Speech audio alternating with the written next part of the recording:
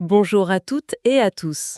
Grosse actualité autour des trophées ANPS 2025. On connaît enfin le podium du meilleur joueur sénégalais à l'étranger. Bonjour. Oui, un podium très attendu comme chaque année.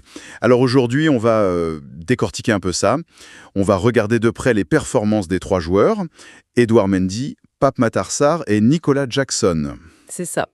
L'idée, c'est de comprendre ce qui les a distingués cette saison, C'est ça, Zolo. exactement. On va s'appuyer sur quoi? Sur les résultats du vote, évidemment, mais aussi des infos qu'on a pu réunir, des extraits de presse, des stats clés. Tout à fait. On a les résultats de la NPS et puis des faits marquants, trophées, quelques chiffres sur leur saison 2024-2025. Bon, parfait. Alors on commence par le numéro 1. Le grand gagnant, Allons-y. Edouard Mendy. Et Edouard Mendy, donc avec 162 voix.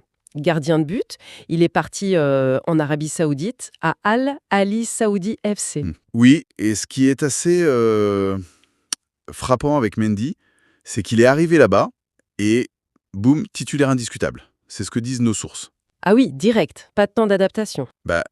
Indiscutable, c'est le mot utilisé. Donc ça montre qu'il a tout de suite pris une place centrale.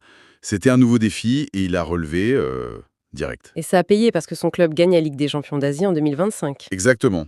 Gros succès collectif. Et lui, cerise sur le gâteau, il est désigné meilleur gardien de la compétition. Franchement, difficile de faire mieux pour une première saison, non? Ah, c'est clair. C'est un bilan vraiment très très bon. Et les stats qu'on a, elles confirment ça. Ah oui, qu'est-ce qu'on a comme chiffre? Alors, on parle d'environ 28 matchs joués en championnat saoudien. Ok. Ça fait à peu près 2400, un peu plus de 2400 minutes de jeu. Mhm. Et sur ces matchs, il fait à peu près 12 clean sheets. Donc 12 matchs sans prendre de but. 12 sur 28. Pour environ 27 buts encaissés au total. 12 clean sheets sur 28 matchs, c'est quand même pas mal du tout, hein. Surtout pour une découverte de championnat. C'est ça. Ça montre une vraie constance, une solidité. Il apporte de l'assurance derrière. Donc on comprend mieux les 162 voix, le titre collectif majeur, la distinction individuelle. Voilà. Le dossier est solide. Fiabilité, décisif, succès. Il a coché toutes les cases, quoi. Clairement, il a répondu présent. Très bien. Alors passons au numéro 2, changement de profil, hein. Ah ouais, complètement. Pape Matar Sarr, 116 voix pour lui, le jeune milieu de Tottenham. Oui, l'étoile montante, on peut dire. Et sa saison, elle est marquée par un truc énorme. Ah oui? Raconte. Il a gagné l'UEFA Europa League avec Tottenham. Ah oui, exact. Je m'en souviens. C'est gros, ça. Mais attends, le plus fou, c'est que c'est historique. C'est le tout premier Sénégalais à remporter l'Europa League. Ah bon? Le premier? Mais c'est incroyable, ça. Incroyable. Une performance inédite pour le foot sénégalais. Ça marque forcément les esprits des votants, j'imagine. Bah oui, tu m'étonnes. Surtout pour un joueur aussi jeune. Et apparemment, il a beaucoup joué cette saison. On parle de 55 matchs. Environ 55 matchs, oui, toutes compétitions confondues, c'est un volume de jeu conséquent. Donc il est important dans l'effectif des Spurs. Il est important, oui, le staff lui fait confiance, c'est clair. Après, il faut nuancer un peu. Comment ça? Il a contribué au milieu, des passes D, quelques buts aussi. Il a même eu une autre récompense. Laquelle? Meilleur espoir du foot ouest-africain aux CIS Awards en juin 2025. D'accord, une reconnaissance régionale en plus. C'est bien. C'est très bien. Mais pour revenir à la nuance, c'est sur son statut en Première Ligue. Hmm. Les chiffres montrent environ 36 apparitions en championnat. C'est pas mal, mais le temps de jeu, c'est entre 1200 et 1400 minutes. Ok, donc moins que Mendy en minutes proportionnellement. Oui. Et les sources le décrivent comme régulier, mais pas encore titulaire indiscutable. Je vois, donc souvent sur la feuille de match, il rentre souvent, mais pas toujours dans le 11 de départ en championnat. C'est ça. C'est un peu ça l'idée. Un rôle important dans la rotation, mais pas encore le statut de cadre absolu en Première Ligue.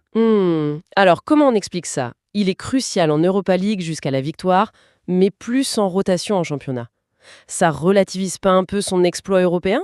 Ou c'est normal pour son âge? C'est une très bonne question. Ça peut être plusieurs choses.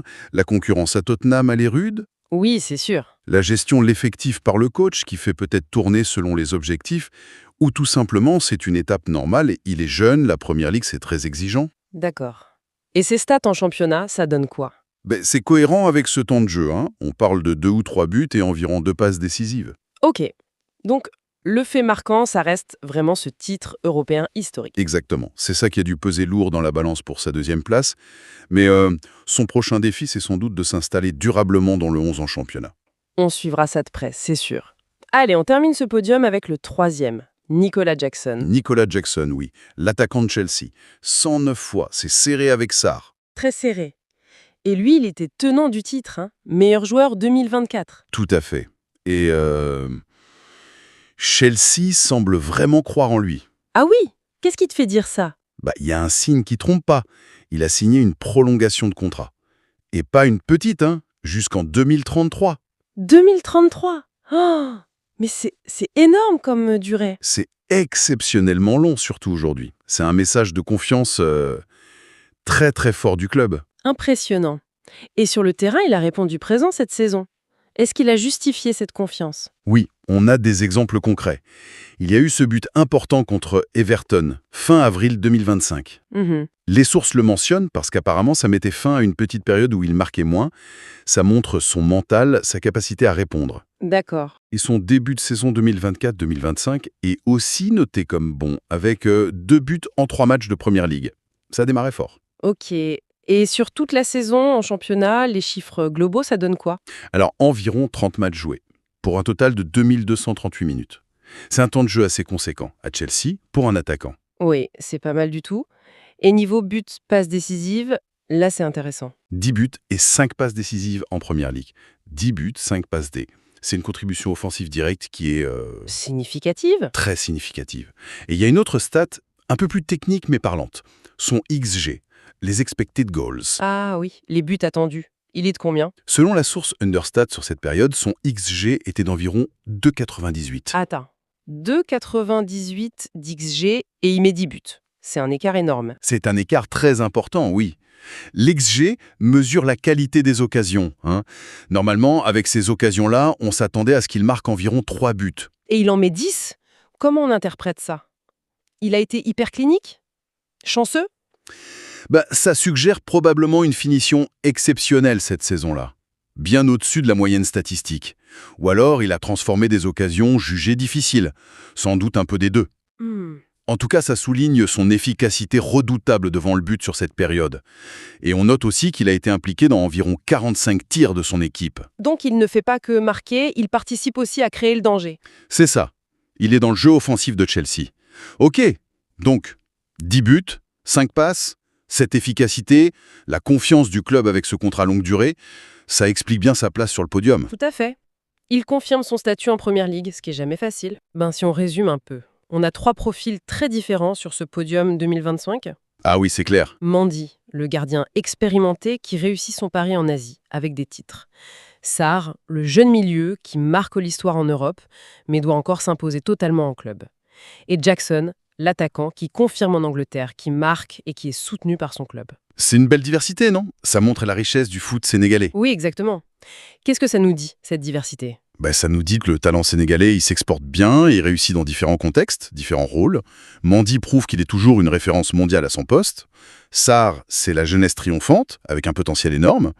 Et Jackson, c'est la confirmation au plus haut niveau, en Première Ligue. Et leurs contributions sont vraiment différentes. La sécurité et les trophées pour Mendy, le titre historique et la promesse pour Sarr, les buts et la confirmation pour Jackson. C'est ça. Et le vote de l'ANPS, finalement, il récompense l'excellence sous toutes ses formes. Pas juste un critère unique. On dirait qu'ils ont regardé l'impact de chacun dans son environnement. L'adaptation réussie de Mendy, l'exploit de Sarr, la confirmation de Jackson. Voilà. C'est une belle photo du rayonnement international du foot sénégalais en 2025. Des réussites variées. Donc, pour conclure sur ce podium des trophées ANPS 2025, 1. Edouard Mendy, 162 voix. 2. Pape Matar Sarr, 116 voix. 3. Nicolas Jackson, 109 voix. Beau trio, très beau trio. Et ça ouvre des questions intéressantes pour la suite, juste en se basant sur ce qu'on a vu cette année. Vas-y, lance-nous une dernière réflexion. Par exemple, le Pape Matar Sarr. Comment il va capitaliser sur ce titre européen pour devenir, peut-être, ce titulaire indiscutable en Première Ligue qu'il n'est pas encore tout à fait? Bonne question. Et Nicolas Jackson. Avec ce contrat longue durée, cette saison à 10 buts, où il surperforme son XG, est-ce qu'il peut maintenir ce niveau d'efficacité? Voire l'améliorer encore, devenir un buteur encore plus régulier? Intéressant aussi. Et enfin, Mendy. Après cette première saison parfaite en Asie, avec la Ligue des Champions, comment il voit la suite? Maintenir cette domination à Al-Ahly, autre chose. Bon, voilà, ce sont juste des pistes de réflexion. Des pistes passionnantes. On suivra de près les trajectoires de ces 3 grands talents sénégalais. Merci beaucoup pour cet éclairage. Merci à toi, c'était un plaisir d'en discuter.